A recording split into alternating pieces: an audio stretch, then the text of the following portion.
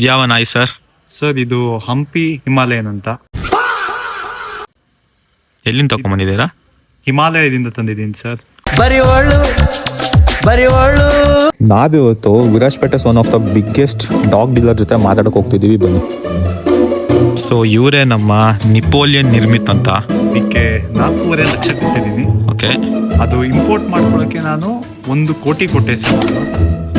ಇದು ನೆಕ್ಸ್ಟ್ ಮಟ್ಟದಲ್ಲಿ ನಾಳಿದ್ದಲ್ಲಿ ಇನ್ನೊಂದು 5,000 ಟಿವಿ ಚಾನಲ್ ವರ್ಲ್ಡ್ ವೈಡ್ ಆಗ್ಬೋದು ಅಂತ ಅನ್ಕೊಂಡಿದೀನಿ. ನೋಡಿ ಸರ್, ನೋಡಿ ಎಷ್ಟು ಸಕ್ಕತ್ತಾಗಿದೆ ಅಂತ.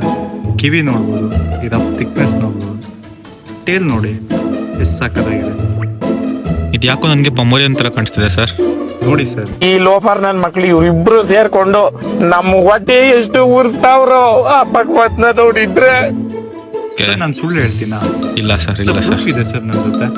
ಸರ್ ನನ್ನ ಜೊತೆ ಇನ್ನೊಂದು ನಾಯಿ ಇದೆ, ಡೇಸಿ, ಮೆಟ್ರೋ ಮಂಜಾ ಅಂತ ಹೇಳ್ಬಿಟ್ಟು. ಅಲ್ಲಿ ನೋಡ್ಬೋದು. ಮಂಜಾ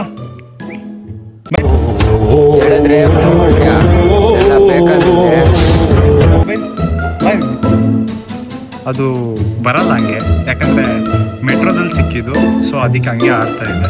ಏನ್ ಮಾಡೋದು ಹೇಳಿ. ನೋಡಿ ಸರ್ ಎಷ್ಟು ಸಕ್ಕತ್ತಾಗಿ ಆಡ್ತಿದೆ. ಮಂಜಾ ಡ್ಯಾನ್ಸ್. ಈ ನನ್ನ ಮಕ್ಕಳು ಒಂದೊಂದಲ್ಲ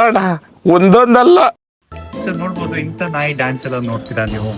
ನೋಡೋಕ್ಕಾಗಲ್ಲ ಸರ್, ಯಾಕಂದರೆ ಇದು ಬ್ಯಾಂಗ್ಳೂರು ಮೆಟ್ರೋ ಕಟ್ಟುವಾಗ ನಾನು ತಂದಿದ್ದು ನಾಯಿ ಸರ್. ಇದು ಅವಾಗಲೇ ಅದಕ್ಕೆ 4.5 ಲಕ್ಷ ಅಲ್ಲ ಸರ್, 7.5 ಲಕ್ಷ ಕೊಟ್ಟು ತಂದಿದ್ದೀನಿ. Words most expensive dog. ಇವತ್ತು ಗೂಗಲ್ ಮಾಡಿದ್ರೆ ವರ್ಡ್ಸ್ ಮೋಸ್ಟ್ ಎಕ್ಸ್ಪೆನ್ಸಿವ್ ಡಾಗ್. ಇದು ಕಲೆಕ್ಷನ್ ಇದೆಯಾ ಸರ್? ಬೇರೆ ಕಲೆಕ್ಷನ್ಸ್ ತುಂಬಾನೇ ಇದೆ ಸರ್. ನಿಮಗೆ ಬೇಕಾ? ನನ್ನ ಜೊತೆ ಒಂದು ಡಾಬಲ್ ಮ್ಯಾನ್ ಇದೆ ಸರ್, ಬ್ಲ್ಯಾಕ್ ಆಗಿ. ಬೇಕಾ ಸರ್ ನಿಮಗೆ? ಬೇಡ ಸರ್, ನಾವು ಅಷ್ಟೆಲ್ಲ ಶ್ರೀಮಂತರಲ್ಲ ಸರ್ ನಿಮ್ಮಷ್ಟು. ಬರಿವಳು